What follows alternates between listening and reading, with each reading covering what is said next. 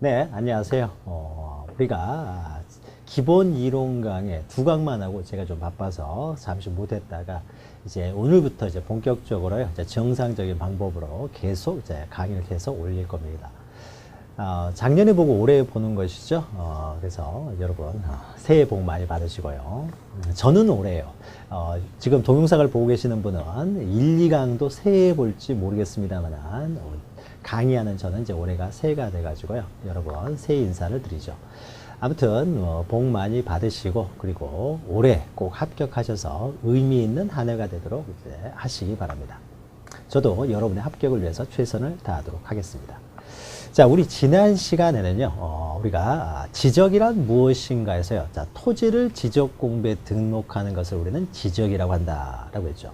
그때 토지를 지적 공부에 등록한다라고 했을 때, 이때 지적 공부에 등록되는 가장 중요한 것은 토지의 표시다. 그래서 토지의 표시는 토지의 사실관계로서 토지의 소재, 지번, 지목, 면적, 경계, 좌표 이 6가지를 특별히 토지의 표시라고 하고, 부수적으로 소유자도 등록되지만 그 소유자는 등기부를 보고 옮겨졌기 때문에 가장 중요한 것은 토지의 표시 6가지죠. 그 6가지를 등록하는 방법들을 지금 보고 있는데, 이때 소재는 전국을 관할하는 국토교통부 장관이 법으로 직접 등록을 하기 때문에 이것은 우리가 따로 다루지 않고, 지적소관청에 등록하는 그 5가지를 다루는데, 그 5가지 중에서 맨 밑에 있는 좌표는 너무 기술적이고 전문적이어서 시험에 출제되지 않기 때문에요, 등록 방법을 다루지 않고, 지번, 지목, 면적, 경계 이 4가지 등록 방법을 다루는데, 우리가 지난 시간에는 지번을 등록하는 방법을 보았죠. 자, 우리가 지금 기본 강의이기 때문에 너무 많은 욕심을 부리지 마시고요. 기본 강의에서 꼭 알아야 될 내용 중심으로 제가 강의를 하고 있으니까 이 기본 강의에 강의하는 내용만 정확히 기억하시면 됩니다.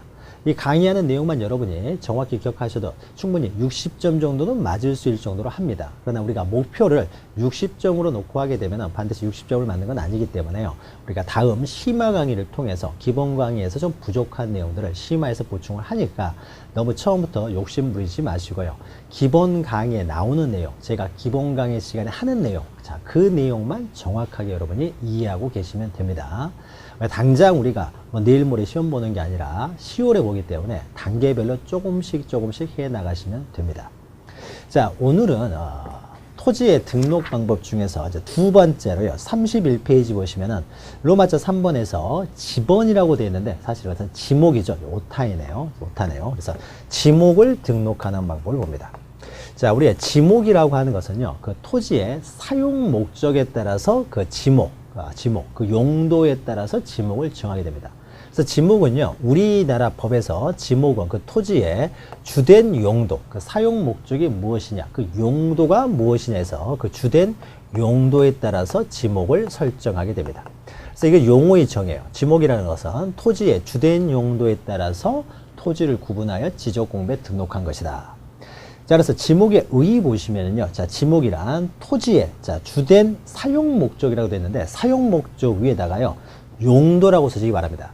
정확한 용어의 정의는 주된 용도예요. 주된 용도. 그래서 시험 문제가 나오면은 사용 목적 이렇게 나오지 않고 주된 용도 이렇게 나오니까, 자, 주된 용도에 따라, 용도나 사용 목적은 비슷한 말이지만 정확한 표현으로는 용도에 따라 토지의 종류를 구분하여 지적 공부에 등록한 것을 말합니다.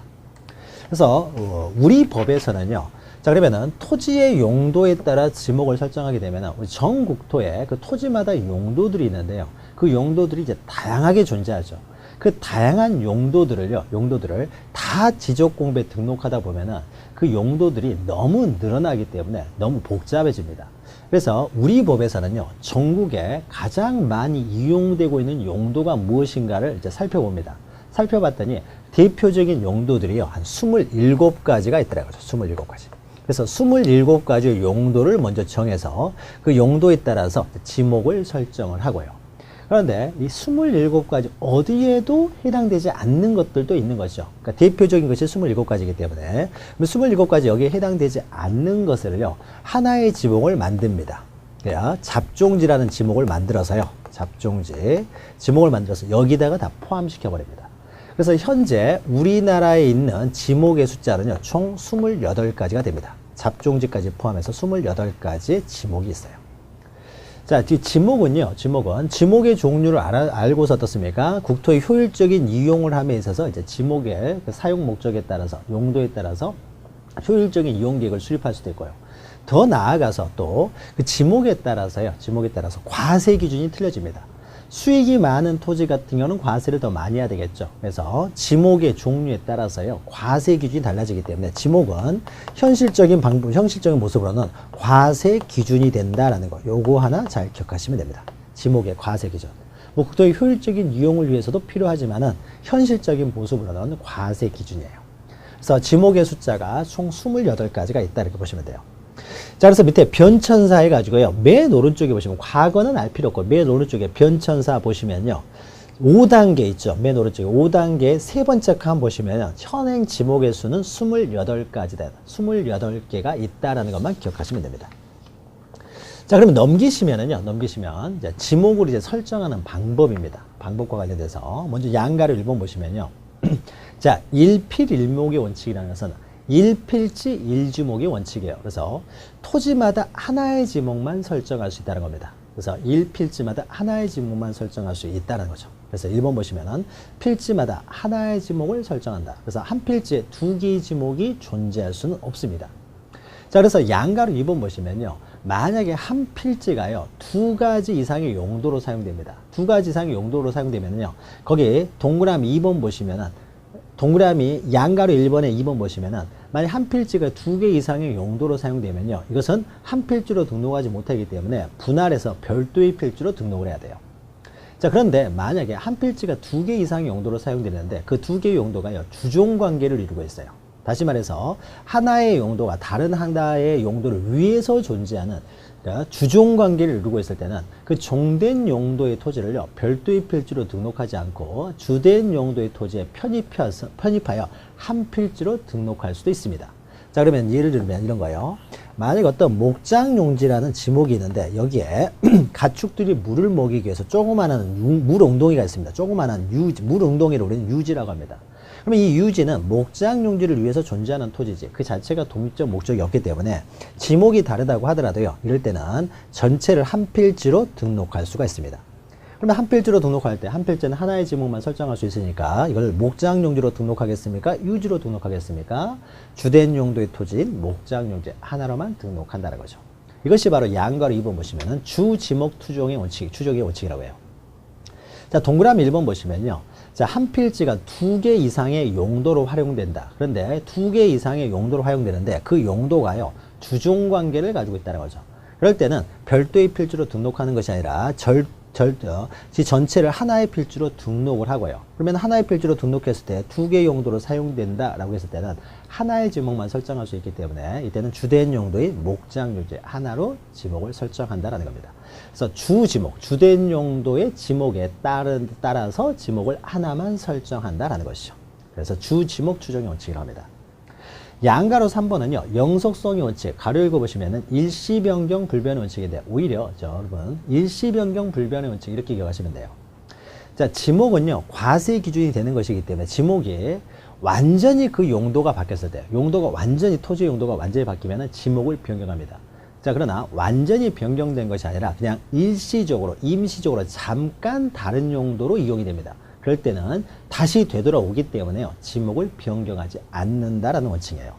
자, 동그라미 1번 보시면 토지가 일시적, 임시적 용도로만 사용될 때, 즉 일시적 체크, 임시적 체크하시고요. 일시적, 임시적 용도로만 사용될 때는 지목을 변경하지 않는다.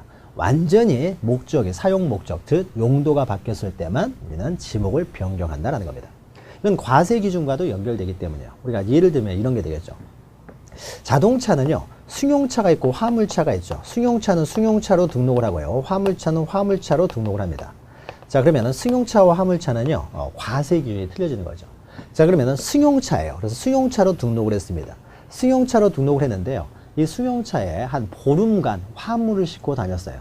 자, 보름간 화물을 싣고 다녔다. 잠시 화물을 싣고 다녔다고 해서 이 승용차가 화물차라고 하지는 않죠. 화물차로 변경 등록을 하지는 않습니다. 어차피 보름 지나면 다시 승용차가 될 테니까요. 자, 그렇죠. 이거와 비슷하다고 보시면 돼요. 그러니까 잠시 다른 용도로 사용된다고 해서 지목을 변경하지 않는다라는 겁니다. 지목도 마찬가지가 되겠죠. 근데 승용차를요, 완전히 화물차로 개조해가지고 화물차로 완전히 바꿔버렸어요. 자, 그러면 어떻습니까? 화물차로, 그때는 이제 변경 등록을 할 수가 있는 거죠. 지목도 마찬가지로 그 주된 용도가 완전히 바뀌었을 때 우리는 지목을 변경하지, 일시적, 임시적인 용도로만 잠시 활용될 때는 지목을 변경하지 않는다는 겁니다. 그리고 양가로 4번에요. 사용 목적 추정의 원칙이라는 것은 이런 걸 생각해 보면 됩니다. 어떤 토지가 있는데요. 토지가 여러 필주로 되어 있습니다. 여러 필주로. 여러 필주. 여기는 전, 밭은 전으로 표기됩니다. 여기도 전이에요. 여기는 과수원이고, 여기는 또 과수원이라고 해보죠. 그리고 여기는 대지가 있습니다. 사람이 주거용 건축물이 있는. 자, 이 부분들을요, 전부 다 밀어버려가지고요. 전부 다 밀어버립니다. 전부 다 밀어버려가지고요. 아파트를 짓는다고 해보죠. 지금 현재 용도는 전이고 과수원이고 대지입니다. 그런데 여기를 다 밀어버리고 여기다 아파트를 짓습니다. 자, 아파트는 주거용 건축물이기 때문에요. 주거용 건축물이 부지는, 건축물이 있는 부지는 대지로 합니다. 대가 되는 거예요. 지목이. 자, 그러면은 이 전 과수원이 대가 되기 전에 어떻습니까? 먼저 토지를 다 밀어야 될 거 아니에요. 그래서 토지공사가 끝났습니다. 자, 토지공사가 다 끝난 상태는 지금 어떻습니까? 전도 아니죠. 과수원도 아니죠. 더 나아가서 아파트까지 들어서지도 않았어요. 그러니까 아무것도 없는 토지예요. 자, 아무것도 없는 이 토지의 지목을 뭐로 할 것이냐라는 겁니다. 자, 그러면 아무것도 없기 때문에 뭐 특별한 용도가 없네? 그래서 잡종지로 할 것이냐? 만약에 잡종지로 지목을 하게 되면 좀 있으면 아파트 들어서면 어떻습니까? 아파트 짓기 위해서 토지를 다 밀었기 때문에요. 또 아파트 들어서게 되면 어차피 또 대지로 또 바꿔야 되잖아요. 자, 그러니까 토지를 다 밀었을 때 이걸 잡종지로 하지 않고요. 어차피 좀 있으면 대가 된다는 거죠. 즉, 그 사용 목적, 무엇을 만들기 위해서 토지 형질 변경 공사가 다 끝났느냐 해가지고 그 다 밀어버린 이 토지는요, 장차 그 사용 목적에 따라서 지목을 설정합니다. 그래서 여기는 아파트가 들어갈 토지다라고 하면요, 다 밀어버렸을 때 이 토지는 대로 지목을 설정하고요. 만약에 공장 부지로서의 공사가 준공됐어요. 그러면 여기는 공장을 지을 토지이기 때문에 처음부터 여기는 이제 공장 용지를 합니다. 다 밀어버렸을 때. 학교 용지가, 학교가 들어올 학교 부지로서의 공사가 다 끝났을 때는 이것은 학교 용지를 합니다. 자, 이것을 장차 그 사용 목적에 따라서 지목을 설정한다. 그래서 사용 목적 추종이라는 것은 따른다 이런 거죠. 그 사용 목적에 따라서 지목을 설정한다라는 겁니다. 자, 그래서 동그라미 1번 보시면요, 있죠. 자, 도시계획사업, 도시개발사업, 농지개량사업, 산업단지 조성사업 등 지역에서 조성된 토지죠. 토지공사가 이제 준공이 됐다는 거죠. 그러면 그 사용 목적에 따라 지목을 설정한다. 잡종지로 하는 게 아니라는 거죠. 밑에 예가 있죠. 2번 보시면 국토의 계획 및 이용에 관한 법률 등 관계 법령에 의한 택지 조성공사가 준공된 토지야. 자, 공사 준공 토지만 체크하시면 돼요. 자, 공사 준공 토지 체크하시고, 토지 공사만 끝난 겁니다. 토지 공사만 끝났을 때 그 목적이 택지를 조성하기 위한 공사가 준공됐으면 이거는 대가 되는 거죠. 주거용 건축물이 들어서니까. 자, 그러다가 옆에 보시면은 산업 집적 활성화 및 공장 설립 등에 관한 관계 법령에 의하여, 자, 공장 부지 조성 공사가 준공됐다. 자, 공사 준공된 토지인데 뭘 만들기 위해서요? 공장 부지죠. 자, 그러니까 그 사용 목적에 따라서 이것은 공장 용지가 된다는 거죠. 이것을 사용 목적 추정 원칙으로 합니다.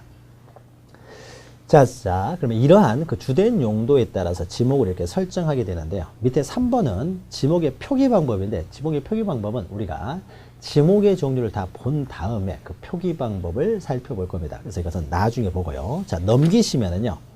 자, 법에서 규정하고 있는 법정 지목 이제 28가지가 나오게 됩니다. 자, 법에서 규정하고 있는 28가지 지목이 이제 하나씩 등장을 합니다. 그래서 여기에 이 34페이지 첫 번째는 이제 전이 나오고요. 그 다음에 쭉 넘기시면 맨 마지막 28가지라고 했으니까요. 맨 마지막 자 43페이지 보면은 28번으로 이제 잡종지가 나오죠. 잡종지. 그래서 28가지 지목들을 하나씩 이제 구분해서 보는데요. 시험 문제는 이 28가지에서요. 반드시 한두 문제가 나옵니다. 한두 문제가요. 그래서 이러한 토지의 지목은 뭐로 하느냐라는 것이 시험 문제에 나오기 때문에 이제 이걸 다 기억하셔야 되는데 뭐가 나올 줄 몰라요. 항상 돌아가면서 매년 한두 문제가 나오기 때문에 매년 나옵니다. 그래서 돌아가면서 계속 나오기 때문에 이 내용을 다 기억하셔야 되는데 이걸 단지 외워야 되겠다라고 생각하시면 뒤로 미루다 보면 못 외웁니다. 28가지라. 그래서 평소에요. 계속 읽으면서 눈에 익히셔야 돼요. 눈에 익히시면서 최대한 이해할 수 있는 만큼은 이해를 하시고요. 이해를 통해서 기억을 하신 다음에 그 다음에 마지막으로 도저히 이건 외워야 되겠다 싶은 것만 몇 개 외우시는데 정말로 외워야 될 것 딱 2가지만 외우시면 돼요. 나머지는 26가지는 우리가 이해를 통해서 기억할 수 있습니다. 자, 이해라는 것은요, 그 지목의 명칭을 보면요, 그 의미를 알 수 있어요. 그리고 또 이것은 과세 기준이 된다는 거. 요거 과세 기준. 자, 법정 지목 옆에다가요, 과세 기준 이렇게 써놓으세요. 그러니까 과세 기준하고 한꺼번에 우리가 지목의 명칭하고 과세 기준이라는 것을 생각하면은요, 이 28가지를 대부분 다 이해할 수가 있어요. 2가지는 외워야 되지만 26가지는 이해할 수 있으니까 하나씩 이제 보도록 하죠. 자, 법정 지목에서 양가로 1번엔 전이 있고요. 2번은 답. 그러니까 전은 받전자고요. 답은 논답자고요. 그 다음에 양가로 3번에 과수원이 있습니다. 이 3가지를 구분하는 것은요, 이렇게 합니다. 이 3가지는요. 자, 공통적으로 들어가는 용어는 뭐냐면요, 식물을 재배한다는 거예요. 식물을 재배하는 곳은 전, 답, 과수원 셋 중에 하나입니다. 그래서 이 3가지는 반드시 재배라는 말이 들어갑니다. 재배란 말이 있어야 돼요. 그럼 식물을 재배하는 것은 전, 답, 과수원 셋 중에 하나인데요. 이 3가지를 나누는 것은요, 공통적으로 재배가 들어가고 3개를 나누는 것은요, 식물의 종류에 따라서 3가지로 구별합니다. 자, 그럼 이때요, 재배하는 식물이 과수류예요. 그러면 과수원이 됩니다. 과수류를 제외하면은요, 전 또는 답이라고 하는데, 전과 답은 어떻게 하냐면요, 구별하냐면 물을 어떻게 이용하느냐예요. 물을 상시적으로 이용하면은 답이 되고요, 물을 상시적으로 이용하지 않으면 전이 됩니다. 그럼 좀 더 구체적으로 이야기 편하게 해요. 답은요, 물 속에서 키우는 식물들이에요. 물 속에서 자라는 식물을 재배하면은 답. 물 밖에서 키우는 식물들, 물을 상시적으로 이용하지 않고 물 밖에서 키우는 식물들은 전이 됩니다. 자, 이렇게 기억하시면 돼요. 자, 그러면 전 보죠. 자, 물을 상시적으로 이용하지 않고 여기다 위에다가 물 밖이라고 하면 됩니다. 물 밖에서요. 자, 곡물, 원예작물, 과수류는 과수원이 되니까 제외하고요. 곡물, 원예작물, 약초, 뽕나무, 당나무, 묘목, 관상소. 이 식물의 종류는 외울 필요 없어요. 이것 위에도 어마어마하게 많겠죠. 그러니까 이건 외울 필요는 없고요. 식물을 주로 재배에다가 동그라미 치셔야 되겠죠.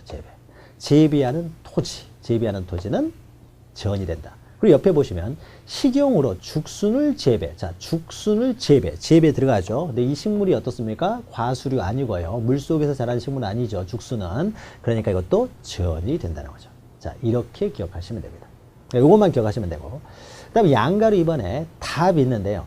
여기 이게 2번, 제가 이렇게 지목과 관련해서 설명하지 않는 부분은요, 지금 할 필요 없고, 지금은 제가 설명하는 내용만 기억하시면 돼요. 나머지는 나중에 보충을 할 테니까 지금 이것만 기억하시면 돼요. 자, 답은 동그라미 1번 보시면, 자, 물을 상시적으로 직접 이용하여, 자, 그 위에다 물속이라고 생각하시면 되겠죠. 물을 직접 상시적으로 이용하여. 그 다음은 식물도 좀 보시면 됩니다. 벼, 연, 미나리, 왕골. 이 식물들은 다 물 속에서 자라는 식물입니다. 그래서 벼, 연, 미나리, 왕골. 이것도 좀 기억하시고요. 이런 식물을 주로 재배 동그라미 치면 되겠죠. 토지는 답으로 한다. 이렇게 기억하시면 됩니다. 자, 그 다음에요.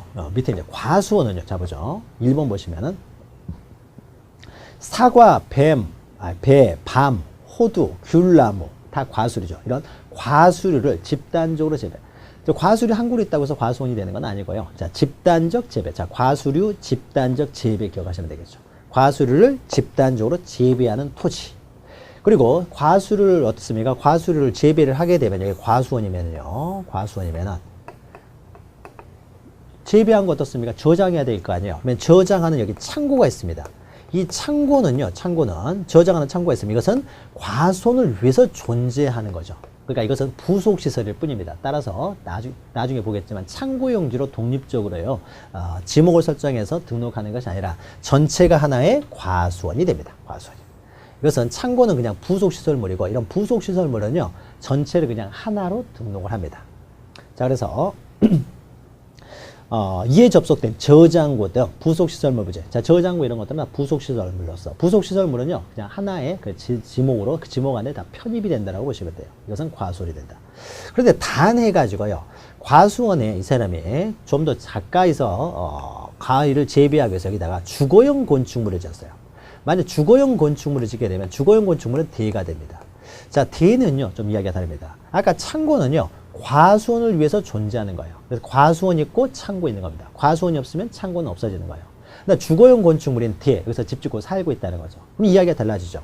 사람 있고 과수원 있습니까? 과수원 있고 사람 있습니까? 사람이 먼저인 거죠. 따라서 이때는요, 대는 독립적으로 등록을 합니다. 그래서 과수원 내에 주거용 건축물이 있으면요, 이곳은 항상 분할을 해가지고 따로 대로 등록을 해야 된다는 거죠. 그래서 다만 이렇게 나와 있는 것들이 특히 중요합니다. 그래서 다만에서 주거용 건축물 부지는 대로 한다. 이거 기억하시면 돼요. 다만이라는 말 나오면 그때 중요합니다. 특히. 그 다음에 양가로 4번 보시면 목장용지예요. 자, 축사 등의 부지가 이제 목장용지가 됩니다. 다음에 토지에서 여기도 다만 보시면요, 여기가 목장용지입니다. 자, 목장이에요. 목장에도 창고 같은 게 있을 수가 있는 거죠. 목장을 위한 창고가 있었을 때는 전체적으로 그냥 목장용지가 됩니다. 그러나 여기에 목장 안에요, 주거용 건축물을 짓게 되면요, 이 부분은 항상 대로 따로 등록을 해야 됩니다.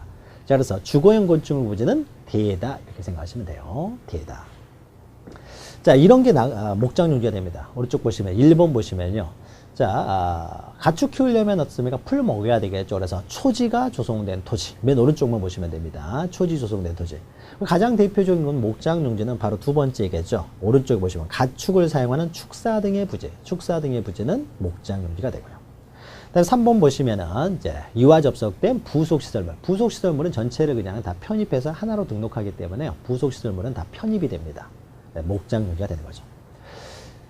자, 그 다음에 양가로 5번 보시면 임야 있죠. 자, 임야를 외우셔야 돼요. 임야. 이것은 우리가 두 가지를 외워야 된다 그러면은 잡종지를 외우고요. 그 다음에 27가지 중에서 반드시 외워야 될 것이 임야입니다. 그래서 임야는 외우셔야 돼요. 자, 그러면 임야는요. 자, 보죠.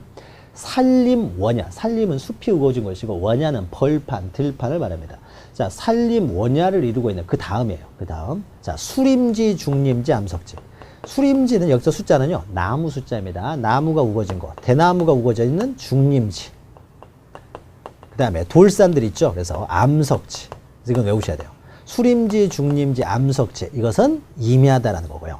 암석이 깨져서 자갈이 되고, 자갈 땅. 그 다음에 자갈 깨지면 또 모래 되겠죠. 그 다음 모래 땅. 그 다음 나아가서 이제 습지, 황무지. 이건 외우셔야 돼요. 그래서 여러분 속으로 다시 한번 읽어보세요. 수림지, 중림지, 암석지, 자갈땅, 모래땅, 습지, 황무지. 다시 한번 수림지, 중림지, 암석지, 자갈땅, 모래땅, 습지, 황무지. 계속 이렇게 읽으셔야 돼요. 자, 이것은 임야라는 거죠. 이 7개는 반드시 외우셔야 돼요. 이걸 외우는 이유는요, 다른 지목과 혼동이 생길 수가 있어요. 여기 황무지 있으면요, 이 황무지는 왠지 잡종지스럽지만 잡종지가 아니라 임야라는 것이고, 습지 그러면요, 물이 고여있기 때문에 왠지 유지스럽습니다. 유지가 물이 고여있는 땅이 유지인데, 유지가 아니라 우선 임야라는 것이고요. 자갈땅, 모래땅은 뒤에서 우리가 하천을 다루게 되는데, 왠지 하천스럽지만 하천이 아니라 임야라는 거. 그래서 자갈땅, 모래땅, 습지, 황무지가 다 임야다라는 거. 이건 외우셔야 돼요. 다른 것과 헷갈릴 수 있기 때문에 아예 외워버리는 게 편합니다. 그래서 수림지, 중림지, 암석지, 자갈땅, 모래땅, 습지, 황무지는 임야다라는 거 명확하게 기억하시고요. 자, 그 다음에 이제 여섯 번째, 광천지가 있죠. 27가지, 28가지 우리가 읽어야 되기 때문에 좀 더 빨리 읽도록 하죠. 자, 광천지가 있는데요. 광천지는 땅 속에서 어떤 용액이 나오는 것을 우리는 광천지요. 땅에서 액체가 흘러나온다는 거죠. 그럼 여기서요, 석유가 날 수도 있고요, 온수, 약수, 그러니까 온천지 이런 게 나올 수 있는 거죠. 이게 나오면 어떻습니까? 이게 용출되는 용출 구멍이 있을 것이고요. 흘러나가지 못하도록 유지를 위해서 막아놓은 부분이 있겠죠. 그래서 그 유지를 위한 필요한 부분까지 여기를 우리 광천지라고 합니다. 광천지는 그러니까 지하에서요, 용액이 흘러나오는 것을 광천지라고 해요. 자, 보죠. 지하에서 온수, 약수, 석유 등이 용출에다 동그라미 치면 됩니다. 자, 용출되는 용출과 용출된 용액을 유지하기 위해 사용되는 부지. 여기는 광천지예요. 그럼 여기서도 다만이 중요합니다. 자, 석유가 났으면 어떻습니까? 석유를 어떻습니까? 운송을 해야 되겠죠. 운송을 하면 여기는 송유관이 있겠죠. 송유관이 깔려있는 부지가 될 것이고, 자, 그러면 이것을 어떻습니까? 여기 저장을 해야 되겠죠. 석유들을 저장합니다. 여기는 저장시설이 있는 거죠. 자, 그러면은 우리가 송유관이 있는 토지요. 이 부지가 어떻습니까? 여기서 석유 나는 거 아닙니다. 또 저장시설, 여기서 석유 나는 거 아니죠. 석유는 어디서 나요? 광천지. 석유가 나는 것만 광천이기 때문에 여기만 광천지고요. 송유관 부지를 할지 저장시설 부지는 광천지로 하지를 않습니다. 여기는 광천지가 아니에요. 광천지가 아니면 여기는 뭐로 하느냐? 이런 걸 우리가 이제 잡종지라고 합니다. 잡종지. 전국에 석유 저장시설이 몇 군데나 있겠습니까? 그러니까 이런 게 잡종지가 된다. 그래서 광천지는 석유가 나는 곳만 광천지이지 다만에서 원수, 약수, 석유 등을 일정한 장소로 운송하는 송수관, 송유관, 그리고 나아가 저장시설 부지는 이것은 잡종지가 되지 광천지라고 하지 않는다라는 것이고요. 자, 그리고 넘기시면 이제 염전이 있습니다. 자, 염전은 소금 만드는 것이죠. 그냥 읽으면 됩니다. 자, 바닷물을 끓여들여서 소금 채취. 자, 소금 채취에다 동그라미 치시면 되겠죠. 소금을 채취하기 위하여 조성된 토지와 이에 접속된 제염장 등 부속시설물 부지. 자, 여기까지가 염전이 되고요. 여기서도 다만 있습니다. 다만이 중요해요. 자, 천일염 방식에 의하지 않고, 자, 소금을 채취하는데요. 동력으로 바닷물을 끓여들여서 소금을 제조하는 공장시설물. 자, 공장에다 동그라미 치세요. 자, 공장이면 이것은 다 공장용지가 됩니다. 공장. 그러니까 공장이라는 단어가 들어가면은 다 공장용지가 된다 생각하시면 돼요. 그래서 공장용지가 되지 염전이 아닙니다. 자, 요거 기억하시고요. 그 다음에 밑에는 대에 있는데요. 대는 그렇게 뭐 외울 필요는 없어요. 자, 인간을 위한 공간들은 다 이제 대가 됩니다. 인간을 위한 건축물 부지 대가 돼요. 자, 1번 보시면은 이건 따로 외울 필요는 없고요. 그냥 영구적 건축물 중 주거, 사무실, 점포, 뭐 상가가 있다는 거죠. 그리고 인간을 위한 공간으로서 박물관, 극장, 미술관 등 문화시설과 이에 접속된 정원, 그 다음에 부속시설물, 부지는 다 대가 된다라는 거죠. 자, 대는 그냥 읽어보시고 이해하시면 됩니다. 2번 보시면 우리가 앞에서 했죠. 국토의 계획 및 이용에 관한 법률 등 관계 법령에 따른 택지조성공사가 준공된 토지는 그 사용 목적에 따라서 대로 지목을 설정한다라는 것이죠.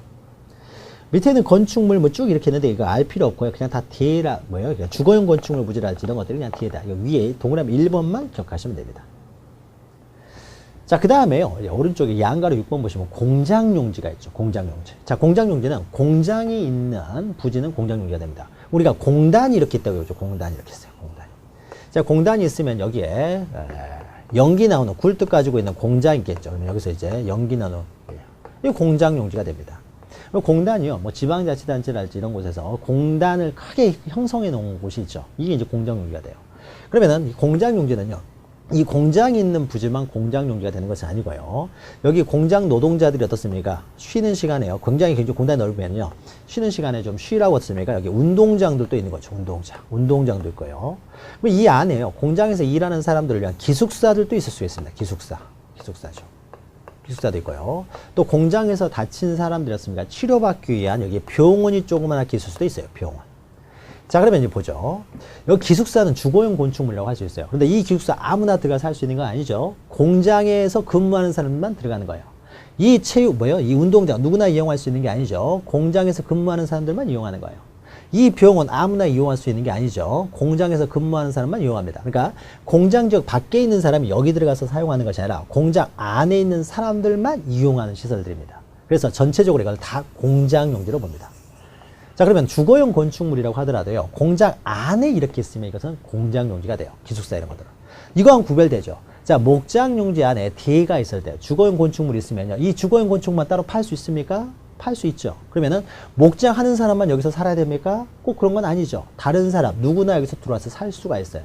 그러니까 이 대는 반드시 목장을 위해서만 존재하는 것은 아닙니다. 그러니까요, 목장용지나 과수원 안에 있는 주거용 건축물 부지는 따로 대로 하지만은 여기 기숙사는요, 누구나 들어와서 살 수 있는 것이 아니라 공장에서 일하는 사람들만 살기 때문에요, 전체적으로 다 공장용지가 된다.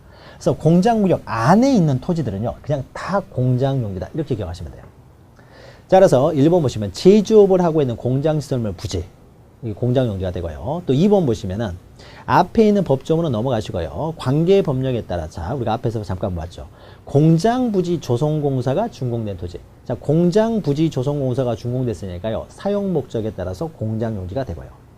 3번 보시면 1 및 2의 토지와 같은 구역, 자, 같은 구역에다 동그라미 치시고요.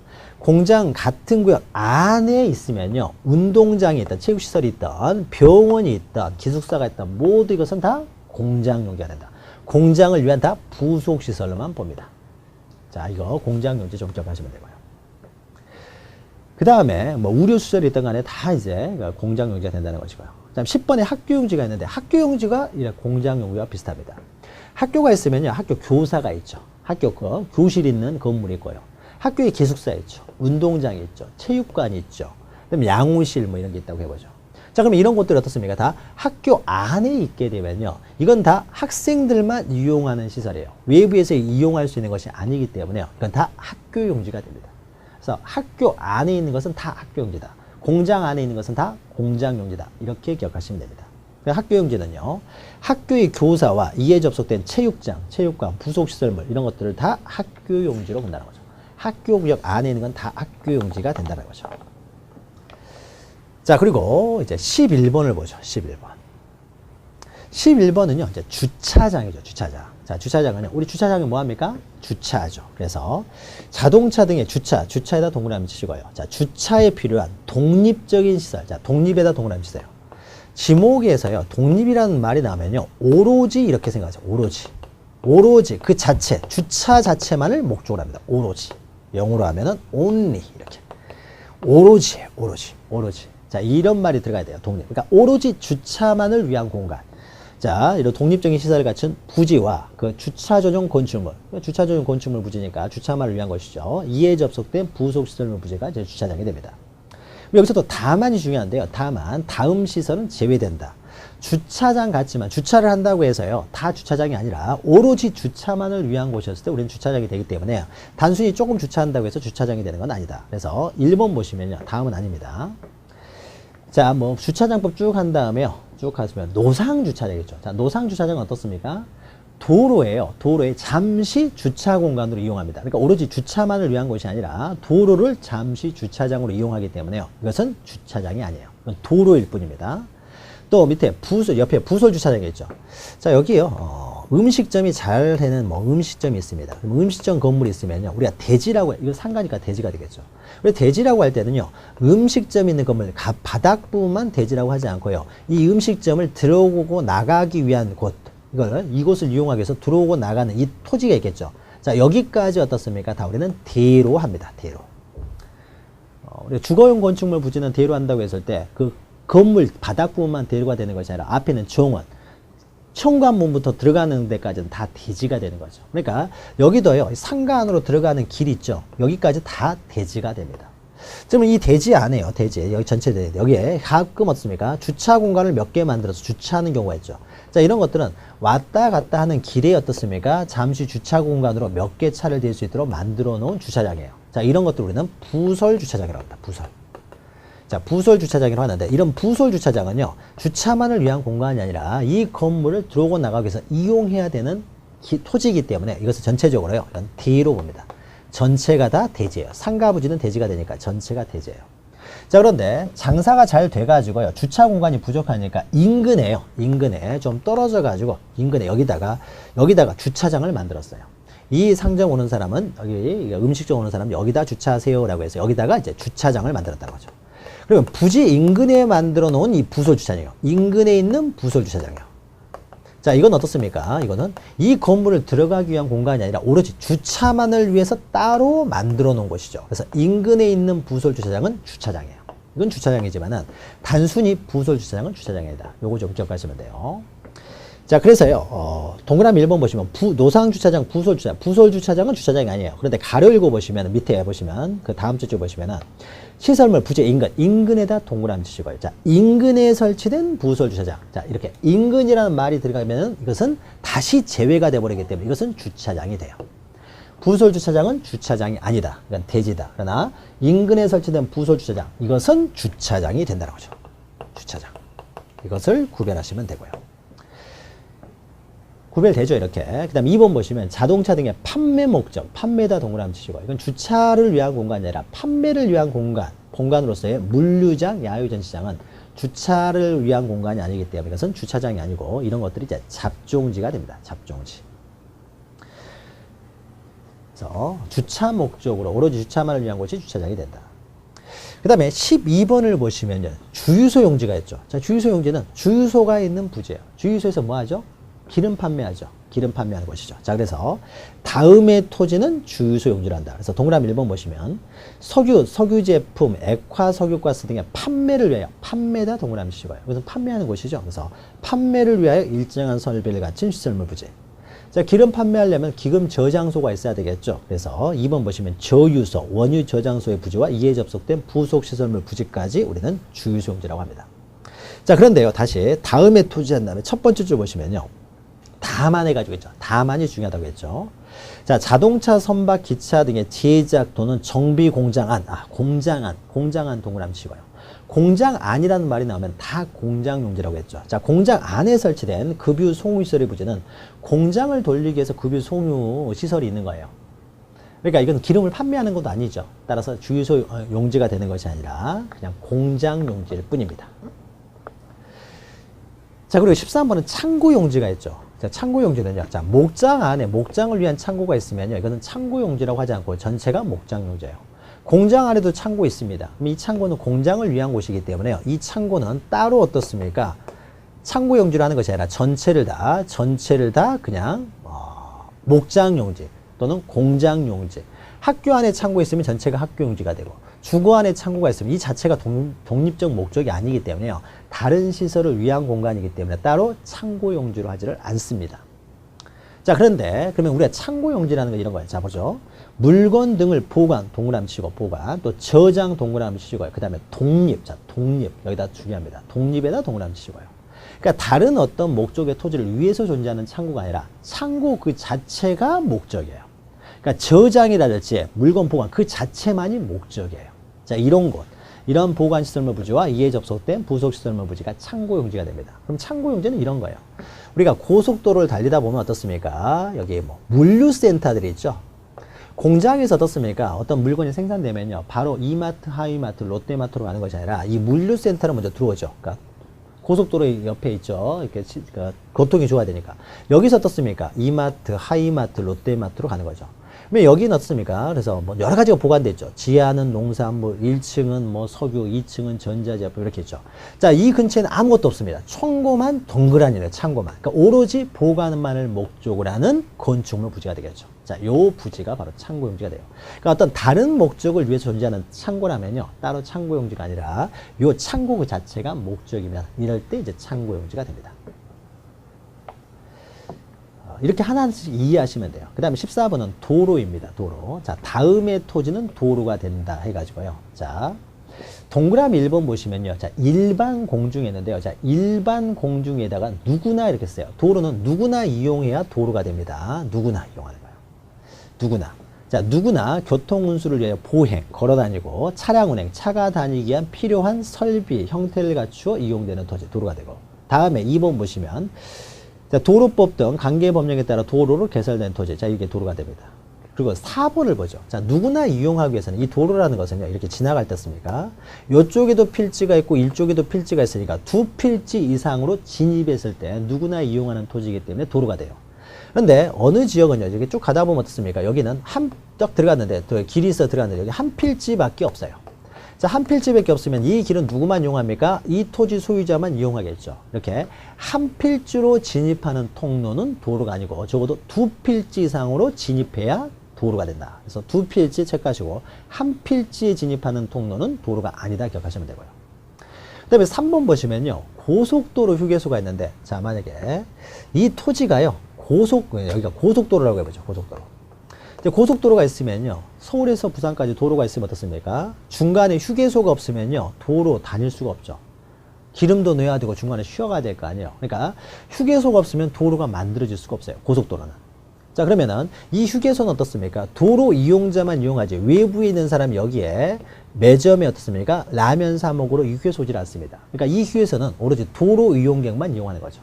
고속도로에 있어서는요, 반드시 휴게소가 필요해요. 그리고 이 휴게소는 도로 이용객만 이용하기 때문에 이 휴게소는요, 도로의 일부로 봅니다.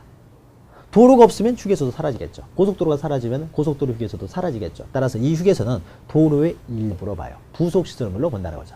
따라서 고속도로 휴게소는요, 이것은 도로로 봅니다. 도로로.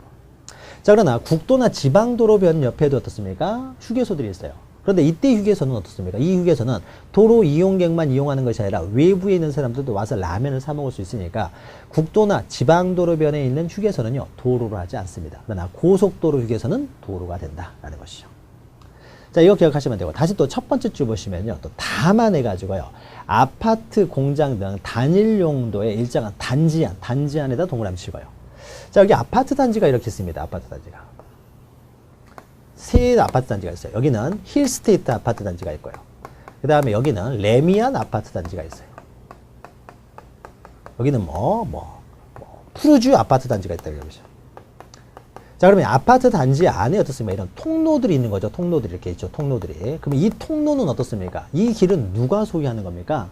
누구나 이용할 수 있는 게 아니죠. 이거는 어떻습니까? 아파트 소유자들이 공동으로 소유하는 부분이 되겠죠. 우리가 아파트 살 때는 이 대지에 대한 소유권도 취득하는 거죠. 이게 대지 사용권, 대지권이죠.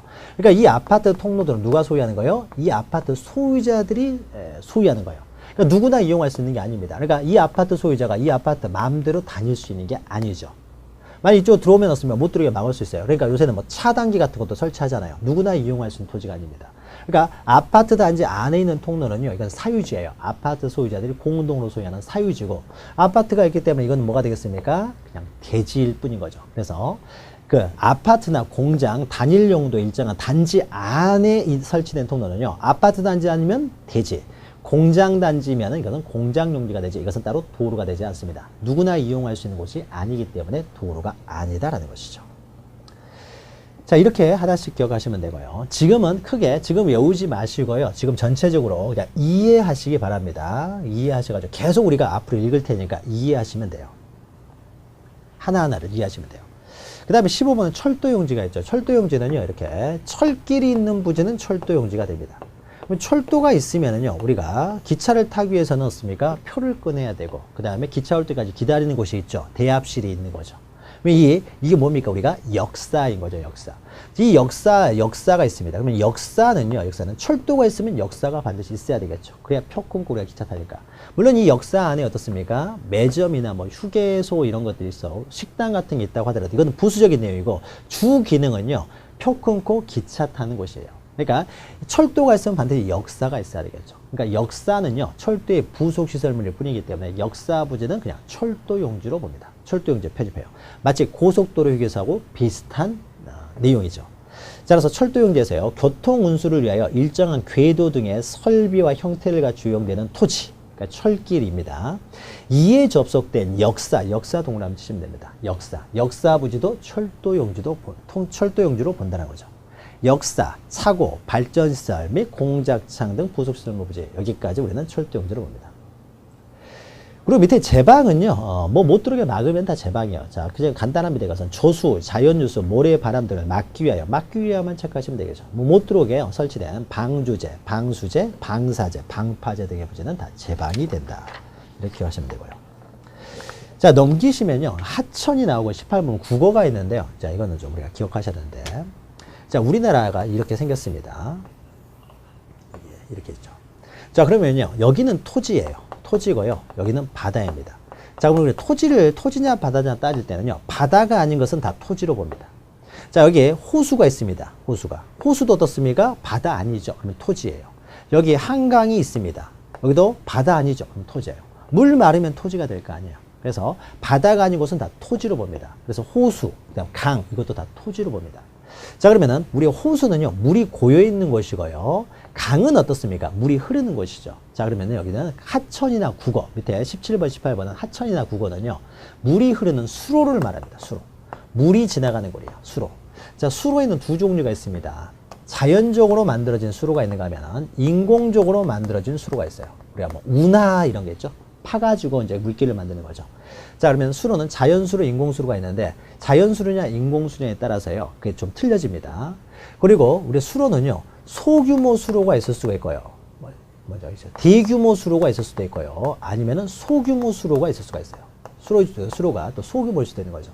그럼 이때 인공적으로 만들어진 수로는요, 대규모든 소규모든 다 국어라고 합니다.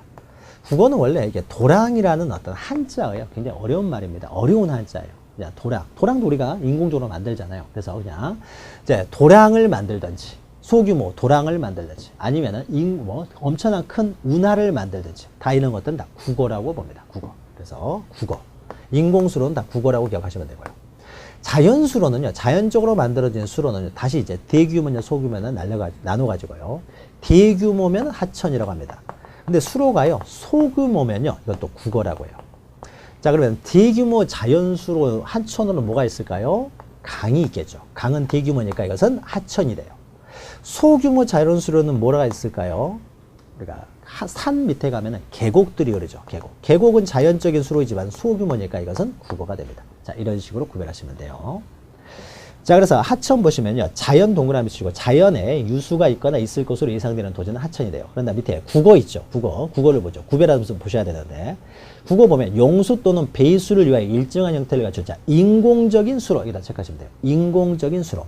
자, 수로를 만들었으면요. 물 넘치지 않도록 둑도 만들어야 되겠죠. 이건 다 부속시설물이 되겠죠. 자, 인공적인 수로, 둑 및 그 부속시설물 부재. 자, 여기는 국어가 돼요. 인공적이면 대규모든 소규모든 다 국어가 되고요. 그 다음 옆에 보시니까 이렇게 있죠. 자연의 유수가 있거나 있을 것으로 예상. 그런데 소규모면은 국어가 된다는 거죠. 그러니까 하천은 대규모 자연수로만 하천이 된다는 것이죠. 자, 그 다음에 19번은요. 19번은 네. 물이 고여 있어요. 물이 흐르는 것이 아니라 고여 있습니다. 고여 있으면 우리는 유지라고 합니다. 유지. 자, 보죠. 물이 고이거나 상시적으로 물을 저장. 자, 고이거나 체크하시고 저장 체크하시면 돼요. 댐, 저수지, 소류지, 호수, 연못 등의 토지. 자, 이것은 유지가 되고요. 그 다음에도 기억하셔야 되는데 연, 왕골 등의 자생에다 동그라미 치시고요. 만약에 연, 왕골 등을 재배를 하게 되면 어떻습니까? 이러면은 답이 돼버리는 거죠. 물속에서 키우는 식물, 연, 왕골을 재배해버리면 답이 돼요. 근데 재배하는 것이 아니라 스스로 자생하고 있어요.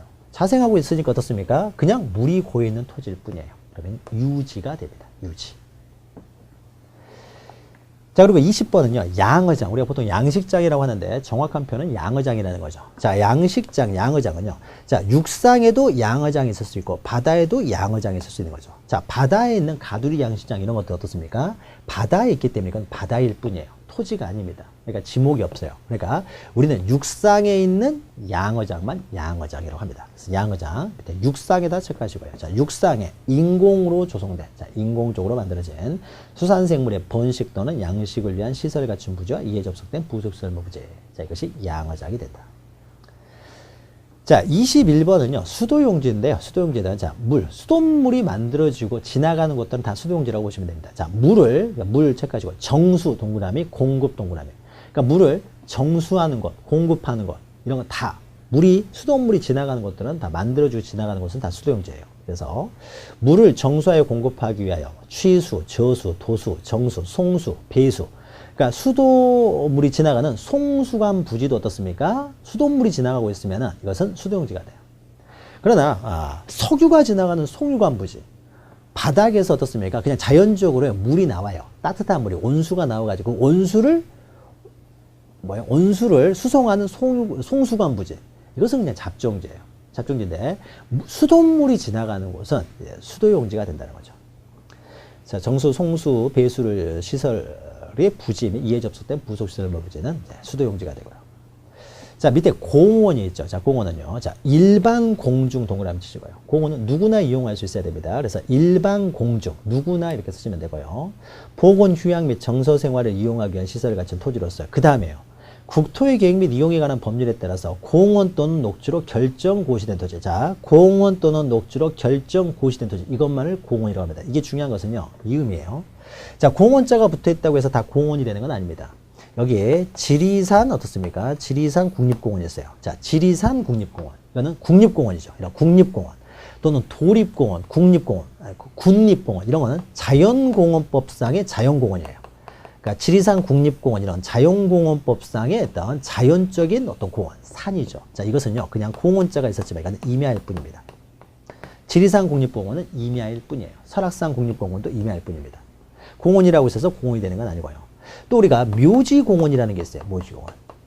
원래는 묘지인데 이게 혐오시설이다 보니까요. 부드럽게 하기 위해서 공원자를 붙였어요. 그러니까 공원처럼 예쁘게 해놨다는 거죠. 묘지공원이라고 하더라도 공원자가 붙어있다고 하더라도 결국에는 묘지일 뿐인 거죠. 따라서 묘지공원은요. 단순히 묘지일 뿐입니다. 자, 그래서 공원자가 있다고 해서 다 공원이 되는 것이 아니라요. 자연공원은 임야고 묘지공원은 묘지일 뿐이다. 그러면 공원은 어떤 것이냐면요. 보통 도시 안에 있는 공원들입니다. 도시 안에 이렇게 체육공원, 어린이공원, 근린공원, 자, 이런 게 공원이 됩니다. 책에도 있죠. 두 번째 줄 보시면요. 묘지공원은 묘지일 뿐인 것이고요. 세 번째 줄 자연공원법상 그 공원, 국립공원, 도립공원, 군립공원은 임야일 뿐이다 라는 거죠. 이거 기억하시면 되고요. 그 다음에 23번은요, 이제 체육용지가 있습니다. 자, 체육시설이 있는 부지는 체육용지가 돼요. 자, 그래서 국민의 건강 증진 등을 위한 체육활동 동그라미 치시고요. 체육활동에 적합한 시설과 형태를 갖춘 종합운동장, 실내 체육관, 뭐 실내 수영장 이렇게 되겠죠. 야구장, 골프장, 누구든지 다닐 수 있어야 됩니다. 스키장, 스키차로 가죠. 승마장, 골프장, 스키장, 승마장. 그래서 말 타는 곳이죠. 우리가 말 타고 하는 곳이에요. 경륜장, 자전거 타는 곳. 자, 이런 체육시설의 부지와 이에 접속된 부속시설 문제는 체육용지가 됩니다.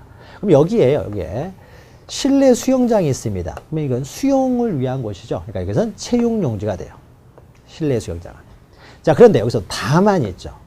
자, 체육시설로서의 영속성과 독립성이 미흡. 자, 영속성, 독립성 미흡에다 체크하시고요. 자, 실내 수영장, 이것은 체육용지가 될 텐데요. 우리가 보면은 상가에요. 상가에 이렇게 있으면, 상가가 있으면 상가 지하에 수영장이 있을 수도 있어요. 상가 꼭대기층에 골프 연습장이 있을 수도 있고, 상가 꼭대기에 뭐 태권도 도장이 있을 수가 있어요. 자, 이런 것들은 상가에 있는 거예요. 상가에 있기 때문에 언제 어떻습니까? 다시 호프집으로 바뀔지도 모릅니다. 영속성이 미흡하다는 거죠. 자, 그러면 상가의 안에 있는 체육시설들은요, 그냥 대일 뿐입니다. 여기 스쿼시장, 정구장이 있다든지, 골프 연습장, 체육도장, 이런 것들은 영속성이 미흡해요. 즉, 정구장. 보통 상가 안에 있는 거, 밑에다 상가라고 쓰면 되겠죠. 그래서 영속성, 독립성이 미흡한 이 밑에다가 상가 안에 있는 정구장, 골프 연습장, 실내 수영장, 체육도장, 이런 것들은요, 그냥 대일 뿐이라는 거죠. 체육용지가 아닙니다. 영속성이 부족하기 때문에. 수영장만 딸락 있는 이런 것들이 체육용지가 되는 거예요. 자, 그 다음에 유수를 이용한 요트장, 카누장이요. 자, 유수를 이용하니까요, 우리가 요트나 카누는 어디서 탑니까? 하천이나 계곡에서 타겠죠. 강이나 계곡에서. 그러니까 하천이나 구고에서 탑니다. 그러면은 강이나 계곡에서 어떻습니까? 잠시 요트 타고 잠시 카누 탔다고 해서 강이나 계곡, 즉 하천이나 국어가 이렇게 체육용지가 되는 건 아니라는 거죠. 여전히 하천이며 국어일 뿐입니다. 또 산림 안에 있는 야영장이요. 자, 우리가 지리산 넘어갈 때요. 한 번에 못 넘어가니까 이게 야영장들이 있습니다. 자, 그러면 이 야영장은요, 그냥 임야인데 잠시 야영하는 곳이기 때문에 그냥 임야일 뿐이지 체육용지라고 하지는 않습니다. 자, 이렇게 하나씩 이렇게 이해하시면 돼요. 그리고 자, 밑에는요, 24번 이제 유원지 있죠, 유원지. 자, 유원지는요, 밑에, 자, 일반 공중, 누구나 이용할 수 있어야 돼요. 위락, 휴양 등에 적합한 시설물을 종합적, 자, 종합에다 동그라미 치면 됩니다. 종합적으로 갖춘 수영장, 종합 위에다가요, 이렇게 쓰면 돼요. 가족 소풍이라고 쓰면 돼요. 우리 유원지로 가족 소풍 가는 거죠. 그래서 가족 소풍 가는 곳이 유원지다라고 생각하시면 됩니다.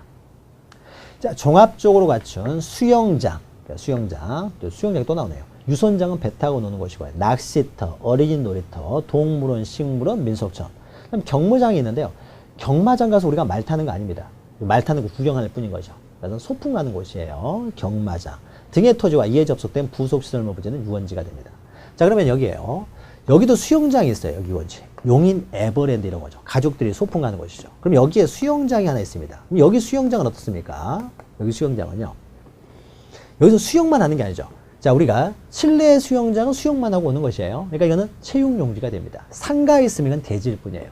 여기는 우리가 수영만 하는 게 아니죠. 수영하고 먹고 마시고 놀다 오는 거죠. 수영하다가 어떻습니까? 여기서 노래방 가서 노래도 부르고요. 또 여기 조그마한 방갈로 같은 게 있어서 여기서 하룻밤 자기도 하는 거죠. 이런 거 다 유원지가 됩니다. 자, 그런데요, 만약에 유원지가 있으면요, 근처에 어떻습니까? 좀 떨어져가지고 독립적으로 콘도들이 있을 수도 있는 거죠. 호텔들, 여관들, 이런 것들은 그냥 D가 되겠죠. 그리고 좀 떨어져가지고 이 시설구역 밖에 있는 어떻습니까? 노래방, 뭐 디스코텍, 이런 거 있다. 이런 것들은 다 대지가 되는 거죠. 자, 그 이야기입니다. 자, 보죠. 안에 있으면은요, 이것은 다 유원지가 될 텐데, 다만, 얘들 시설과의 거리 등으로 보아 독립적, 거리 등으로 보아 좀 떨어져가지고 독립적으로 따로 존재하고 있는 숙박시설, 숙식시설이랄지 유기장, 유기장은 고고택, 뭐 이런 거예요. 고고장, 유기장 등의 부지, 이것은 대지일 뿐인 것이고요.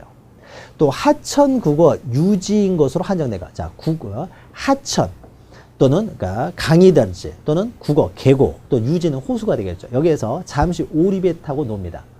자, 잠시 오리배 타고 논다고 해서 하천, 국어, 유지가요, 유원지가 되는 것은 아닙니다. 여전히 하천, 국어, 유지일 뿐이에요. 다만 이때 유지는요, 공유인 것으로 한정됩니다. 사유지를요, 유원지로 만들었어요. 땅 파가지고 거기다 물 담아가지고. 그러면 이것은 유원지가 되겠죠. 그러니까 여기서 유지라고 하는 것은 이제 공유인 경우에, 이런 경우는 여전히 하천구고 유지가 되는 것이지 유원지가 되는 것은 아니다라는 거죠. 자, 그리고 25번 보시면요, 종교용지가 있죠. 종교용지는 간단합니다. 종교시설이 있는 부지는 종교용지가 돼요. 그래서 교회가 있습니다. 절이 있어요. 자, 이런 것들은 다 종교용지가 됩니다. 자, 그래서 예배, 법요, 설교, 제사 등을 위하여 교회, 사찰, 향교 등의 건축물의 부지와 이에 접속된 부속시설물 부지. 자, 이것은 종교용지가 돼요. 자, 그런데 여기서요, 밑에 그 미니 강의에서 첫 번째 보시면요, 타인의 건축물의 임대에다 동그라미 치시고요. 자, 교회가요, 단독으로 교회가 있으면 종교용지가 될 텐데, 상가에 어떻습니까? 상가, 4층 상가가 있는데, 여기에 꼭대기 4층에 교회가 있어요. 자, 그럼 여기 교회는요, 이 교회가 한층 들어왔다고 해서 임대해서 들어간 거죠. 교회 있다고 해서 이 토지를 종교용지로 해서 세금 안 받아서는 안 되겠죠.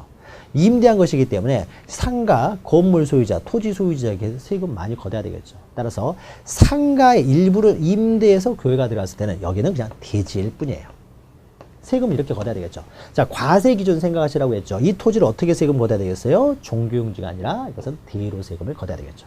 그래서 타인의 건축물을 임대한 교회 부지는요, 이런 것은 대가 되지 종교용지가 아니라는 것이고요. 그 다음에 보시면은요, 사당도 어떻습니까? 제사 지내는 것이죠. 제사를 지낸다는 것이 다 종교적 색채가 있기 때문에 사당 부지도 종교용지가 됩니다.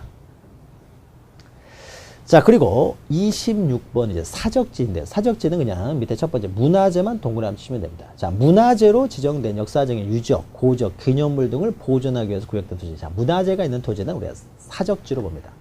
자, 그러면요, 우리가 사적지와 관련해서 또 이런 걸 보죠. 다만 이렇게 되어 있는데요. 다만 그 다음에요. 여기 불국사가 있습니다. 자, 불국사는 절이기 때문에 종교용지예요. 그러면은 불국사 안에는 석가탑, 다보탑 여러 가지 어떻습니까? 문화재들이 있어요. 자, 그러면 문화재가 있기 때문에 불국사 종교용지 안에 이 문화재만을 따로 이제 구획을 해가지고 어떻습니까? 사적지로 따로 이렇게 구획하려고 하면 너무 복잡해지는 거죠. 그래서 이런 것들은 문화재가 있다고 하더라도 따로 사적지로요, 구획하지 않습니다. 전체적으로 그냥 한 필지로 종교용지로 등록을 한다는 거죠. 종교용지로. 이와 비슷한 것이요. 만약에 학교도 오래되면 어떻습니까? 학교로 오래되면요, 거기에 있는 건물들이 굉장히 오래된 건축물들이 존재할 수 있고요. 오래된 건축물이 있으면 이게 사적으로 지정됩니다. 학교 안에 있는 사적 같은 경우에도 학교 용지 안에 따로 구획해가지고 사적지로 정하지 않고요. 전체를 그냥 하나의 학교 용지로 합니다. 그리고 이렇게 또 이제 사적들이 많이 있게 되고 문화재가 있으면요, 이 주변이었으면 다 공원화가 되겠죠. 공원. 전체가 이제 공원이 됐습니다. 자, 공원이 됐으면요, 전체를 하나의 공원으로 등록하는 것이지 그 안에 있는 문화재들을 따로따로 구별해가지고 사적지로 별도로 등록하지는 않습니다. 토지를 분할해서 등록하지는 않는다는 거죠. 자, 거기까지요.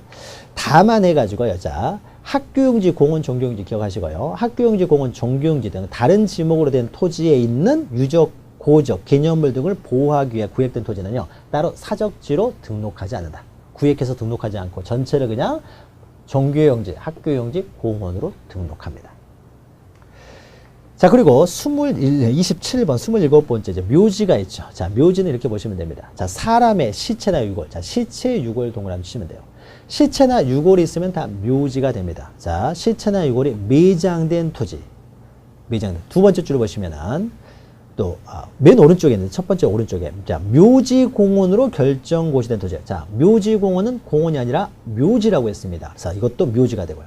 거기 어떻습니까? 거기 시체가 안장되어 있잖아요. 그다음 두 번째 줄 맨 오른쪽 보시면 봉안시설. 여기서 어떻습니까? 유골이 있는 곳이죠. 유골이. 그러니까 시체나 유골이 있는 곳은 다 묘지다 보시면 돼요. 자, 그런데 여기서도 세 번째 줄 보시면 다만이라고 했죠. 다만. 자, 그러면 여기 묘지가 한 5만 평 되는 묘지가 있습니다. 묘지가 이렇게 있습니다. 묘지에서 어떻습니까? 묘가 얼마나 수익이 많이 생기지도 않기 때문에 세금을 많이 걷지도 않겠죠. 근데 묘지가 이렇게 있으면 거기에 관리사무소가 하나 있어요. 관리사무소. 지하 이렇게 있어요.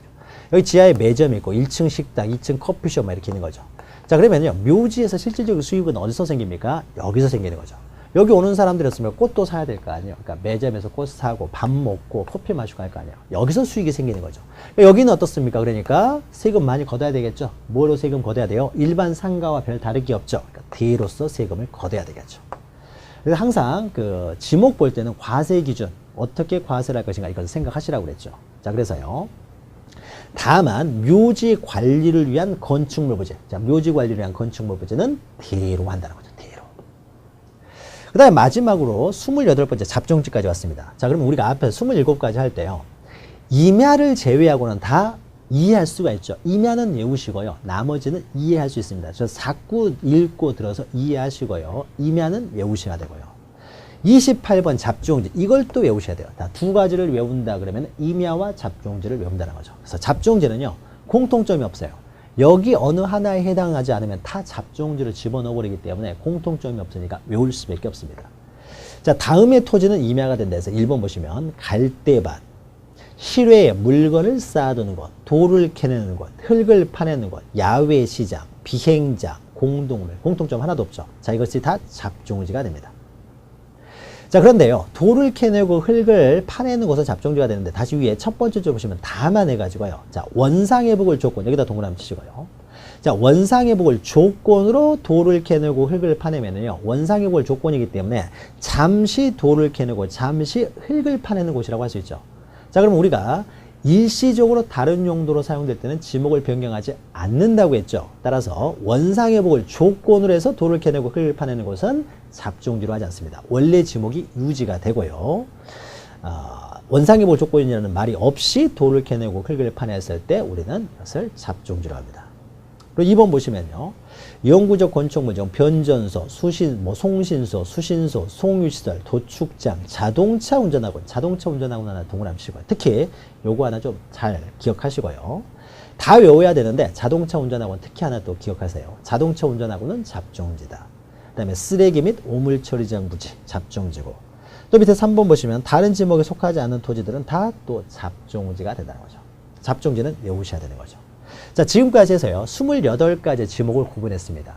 자, 여러분, 다 이해할 수 있도록 설명을 드렸는데, 한 번 듣고 여러분 이해가 안 되시면요, 이것은 그냥 다시 돌려가지고 다시 그냥 한번 들으면요, 몇 번 듣다 보면 다 이해가 됩니다. 이해가 되기 때문에요, 이런 식으로 지목을 이해를 하셔야지 이걸 외우려고 하면 안 돼요. 특히 다 이해하신 다음에 잡종지하고 임야, 이 두 가지만 따로 외우시면 됩니다. 지목에 대한 내용을 모두 했는데요. 몇 페이지로 가시냐면요. 우리가 앞에서 안 하고 넘어간 부분이 있는데 32페이지 보시면요. 지목의 표기라고 했습니다. 32페이지 맨 하단에 보시면 우리가 지적 공부는요. 토지대장이 있고요. 토지대장에 등록된 토지는 지적도에 등록을 하고요. 도면이죠. 도면. 그 다음에 이건 대장이고 이것은 도면이 되는 거죠. 또 어떤 토지들은 어떻습니까? 임야대장에 등록된 토지들이 있고요. 임야대장에 등록된 토지는 임야도라는 도면에 등록이 됩니다. 그래서 모든 토지는 토지대장 지적도에 등록되든지 임야대장 임야도에 등록되게 되는데, 자, 이 대장, 즉 토지대장 임야대장에요, 지목을 기록을 합니다. 그럼 이때 토지대장 임야대장의 지목을 기록을 할 때는요, 정식 명칭을 기록을 합니다. 그러니까 지금까지 우리가 읽었던 명칭이 있죠. 이게 정식 명칭이 돼요. 철도 용지, 공장 용지, 주유소 용지, 주차장, 이렇게 다 정식 명칭이 됩니다. 자, 그런데 이 지목은요, 지적도나 임야도라고 하는 도면에도 등록을 합니다. 도면은요, 이렇게 생겼습니다. 이렇게 이제 모양들이요, 그림으로 그려져 있는 거죠. 그럼 우리가 나중에 도면을 자세히 보겠지만은, 도면에는요, 지번하고 지목이 안에 들어갑니다. 만약에 17번지에 지목이 대다 그러면 대 이렇게 써요. 17대 이렇게 적습니다. 그런데 만약에요, 이렇게 대라고 하는데, 만약에 이 지목이 주유소 용지다 그러면 어떻습니까? 5자나 되는 거죠. 5자나 되니까 이 5자를 쓰기가 너무 불편합니다. 칸을 넘어서 버린다는 거죠. 그래서 지적도나 임야도에 등록할 때는요, 기록을 할 때는 정식 명칭을 다 사용을 못 하고요, 부호로 한자식으로만 등록을 합니다. 부호. 한자만 등록을 해요. 한자가 부호가 된다는 거죠. 부호로 등록을 합니다. 길게 쓸 수가 없으니까. 그러면은 정식 명칭의 부호는 무엇이 부호가 되냐면요, 28가지 지목 중에서요, 24가지는요, 그냥 첫 번째 문자, 첫 문자, 두 문자를 부호로 사용합니다. 그래서 철도 용지는 그냥 철이라고 하고요, 수도 용지는 그냥 수라고 쓰고요, 잡종지는 잡이라고 쓰면 됩니다. 자, 그래서 24가지 지목은요, 그냥 두 문자를 그대로 두 문자가 부호가 됩니다. 그런데 4가지는요, 28가지 중에 4가지는 두 문자를 그대로 쓰질 않습니다. 자, 예를 들면 이런 거 보죠. 자, 주로 시작되는 것이요, 2가지가 있어요. 주차장하고 주유소 용지 2가지가 있습니다. 근데 주라고만 써버리면 어떻습니까? 두 개 중에 무엇인지를 헷갈릴 수 있기 때문에 자, 일반적으로 단순히 주라고 되어 있으면 이건 주유소용지를 말하고요. 주차장은 두 번째 문자인 차문자, 차자를 사용을 합니다. 차자. 차 그러면 주차장이 되는 거죠. 그 다음에 공으로 시작되는 게 두 가지가 있어요. 공원이 있고 공장용지가 있습니다. 그래서 단순히 공이라고 되어 있으면 이것은 공원을 말하고요. 공장용지는 장자를 사용합니다. 장이라고 되어 있으면 공장용지를 매요. 또 유로 시작되는 게 두 가지가 있어요. 유지가 있고 유원지가 있습니다. 그래서 단순히 유라고 되어 있으면 이것은 유지를 말하고요. 유원지는 구별하기 위해서 원자를 사용합니다. 그리고 하로 시작되는 것은 딱 하나밖에 없어요. 하천 하나밖에 없습니다. 근데 하천은요, 우리가 밭전, 논답자 이렇게 쓰듯이 한자어로요, 네천자인 천자를 사용합니다. 그래서 이 네 가지는요, 첫 번째 문자가 아니라 이 네 가지 지목은 차문자를 사용한다. 차문자. 두 번째 문자가 부호가 됩니다. 그래서 우리는 차장, 천원 이렇게 두 문자를 외우셔야 돼요. 버스비가 요새는 천원이 좀 넘어가고 있죠. 예전에 차장이 있었죠. 그래서 그거하고 비교해서 차장, 천원 이렇게 기억하시면 됩니다. 그래서 밑에 보시면은요, 자, 지목은 동그라미 2번 보시면 토지대장, 임야대장에 등록할 때는 지목명칭을 그대로, 지목명칭에다가 정식명칭 이렇게 써요. 정식명칭. 지목명칭 그대로, 이것이 바로 정식명칭이 되고, 정식명칭을 그대로 쓰지만, 지적도면, 즉 지적도나 임야도에는요, 정식명칭을 사용하는 것이 아니라 부호로 등록을 하는데, 이제 한자만 등록을 하게 되는데, 이때 지목을 부호로 표기할 때는 원칙적으로 두 문자로 표기를 합니다. 24가지는. 자, 그런데 공장용지, 주차장, 하천, 유원지 이 네 가지는요, 차문자를 부호로 사용한다라는 거죠. 차장촌원. 부호를 묻는 문제도 나오기 때문에 이건 기억하셔야 됩니다. 차장촌원 네 가지 기억하시면 되겠죠. 자, 오른쪽에는요, 그래서 그림이 28가지가 어떻습니까? 지목이라고 써져 있는 부분이 정식 명칭이고요. 옆에 부호라고 돼 있죠? 이 부호가 이제 그 부호, 지적도 임야되는 부호로 등록한다. 그래서 두꺼운 글씨로 돼 있는 것이 네 가지 있죠? 이게 차장촌원입니다. 자, 지목 반드시 이제 한두 문제가 나오는 부분이기 때문에 잘 여러분 정리하시기 바랍니다. 좀 길어졌네요. 다 설명드리다 보니까. 자, 그러면 지금까지는요, 지목을 등록하는 방법을 보았고요. 잠시 쉬었다가 이제 면적, 경기를 등록하는 방법을 살펴보도록 하겠습니다. 잠시 후에 뵙겠습니다.